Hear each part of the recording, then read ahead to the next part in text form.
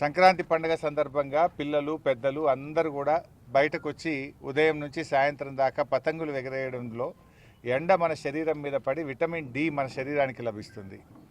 Vitamin D మన లభించడం ద్వారా ముఖ్యంగా ఎముకల పటుత్వం పెరగడం కావచ్చు, చర్మ వ్యాధుల నుంచి దూరంగా ఉండేటువంటి ఒక సైన్స్ ఉంది, ఒక నమ్మకం, ఒక విశ్వాసం కూడా ఉంది. అదేవిధంగా నువ్వుల ముద్దలు తింటాం, చలికాలం రకరకాల పిండి వంటలు తింటాం. అది శరీరానికి వేడినిచ్చేటువంటి పిండి వంటకాలు కూడా మనం తింటూ ఉంటాం.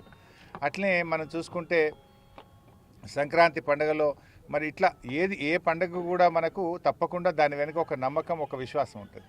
మనం పతంగులు ఎగరేస్తూ ఉంటాం. పతంగులు ఎగరేస్తే ఆ దారాన్ని మనం వదలడం కానీ వెనక్కు లాగడం ద్వారా మన చెయ్యి యొక్క కండరాలు కూడా పటుత్వాన్ని పెరుగుతాయి, దానికి బలం పెరుగుతుంది.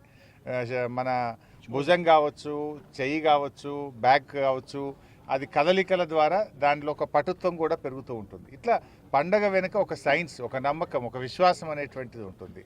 ముఖ్యంగా సంక్రాంతి పండగ అంటే ఎగిరే గాలిపటం, అంటే పైకి ఎత్తుకు ఎగురుతూ ఉంటుంది గాలిపటం.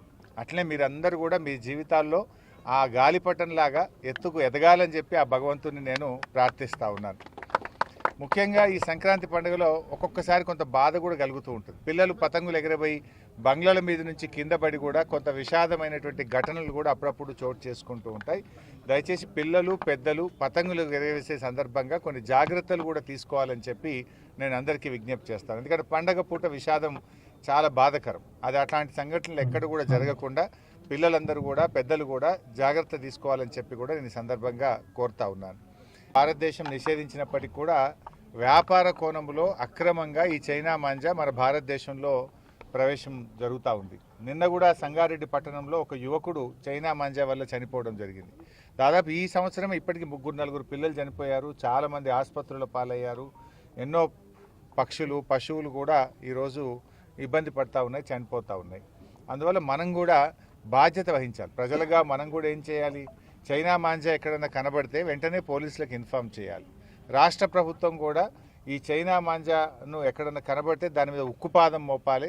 దాన్ని అమ్ముతున్న వాళ్ళను, దాన్ని దేశంలో తెస్తున్నటువంటి వాళ్ళను పట్టుకొని అవసరమైతే వారి మీద కఠినమైనటువంటి సెక్షన్లు పెట్టి వాళ్ళను కేసులు పెట్టి ఆ చైనా మాంజా మరి మన దేశంలో రాకుండా ఉండే విధంగా కూడా చూడాల్సినటువంటి అవసరం ఉంది. ముఖ్యంగా ఎందుకంటే మాంజా వల్ల చాలా ఇబ్బందులు జరుగుతూ ఉన్నాయి, చాలా చోట్ల కూడా ఇబ్బందులు జరుగుతూ ఉన్నాయి. ఎట్టి పరిస్థితుల్లో కూడా మనం కూడా మన పిల్లలు కూడా దానికి అట్రాక్ట్ కాకుండా చూసుకోవాలని చెప్పి కూడా నేను ఈ సందర్భంగా పిలుపునిస్తూ ఉన్నాను.